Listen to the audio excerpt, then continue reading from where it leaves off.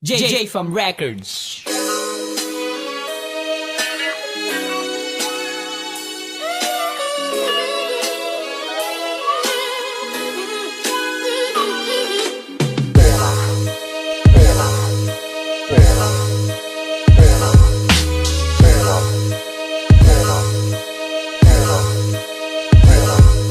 Ilang tampok ng piso ginagamit na pambulag. Kapit papalyan din na magawa na kay Kristo ay tumawag. Di na magawang humiling ng tawad pag meron sa lape. Di makalingon sa pinanggalingan, laging nagmamalaki. Isipin nyo kung ba pera na ngayon ang ginugos. Kaya alitan sa Pinas ay hindi matapos-tapos. Ano ba ang punot-dulo? Di ba pera lang naman? Ano ba ang punot-dulo? Di ba pera lang naman? Krimen dito, krimen doon, nakawan dito, nakawan doon. Lamangan dito, patayan doon, siraan dito, siraan doon. Nakakasawa yung ganyan, tila walang kaayusan. Bakit kasi kailangan pang makipagsakiman sa kapangyarihan? Nagawang kumitil ang buhay, alang-alang lang sa pera. Pinagkalulo ang kaluluwa para sa maliit na halaga. Talagang ganon, oo talagang ganon. Dahil pera na sinasanto sa panahon ngayon. Pera, pera, pera, pera, pera, pera, pera, pera. Ano ba ang halaga ng pera sa mundo? Sa pagkakaalam ko, maraming gamit ito. Pwede kang makagawa ng kung ano-ano. Mabibili mo lahat ng ginusto mo. Pag may pera ka, marami kang kaibigan. Pag may pera ka, ikaw ang nilalapitan. Samot-saring kasalanan ng dulot sa pinito. Pag nanakaw, patayan, pagbulsa ng kapan. Wala tayong magagawa, pera ang pinakamakapangyarihan. Sa panahon ngayon, pati ka no pinapatos.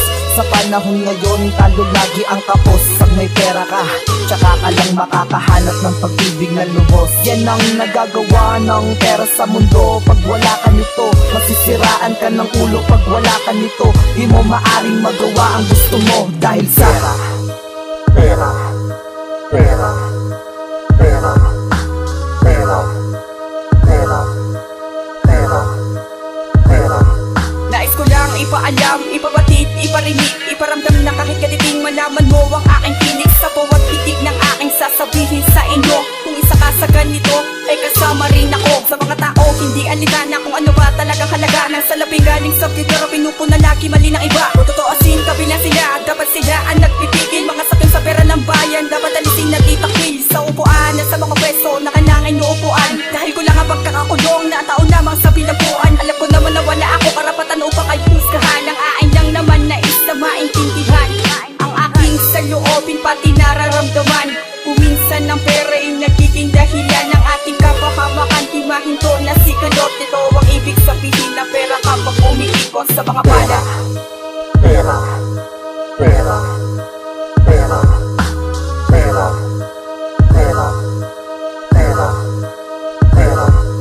Galawan ng pera sa Pinas kakaiba. Kung itutulad sa droga, mas lalo pang malala. Lalamunin ng lahat, sistema mo pagkatao. Nabibili lahat, ultimo iyong prinsipyo. Napapaikot ang lahat pag may pera sa bulsa. Mga kapos ay tila ba nakataghanang magdurusa. Influensya na sa laping naging nagamit ng angat. Dahil sa pagkakapos sa patalim kumakagat. Siguro naman alam mo na kung ano ang aking ipinapahiwatig. Bakit pa hindi makabitaw, patuloy pa rin sila kumakapit. Sa patalimin list na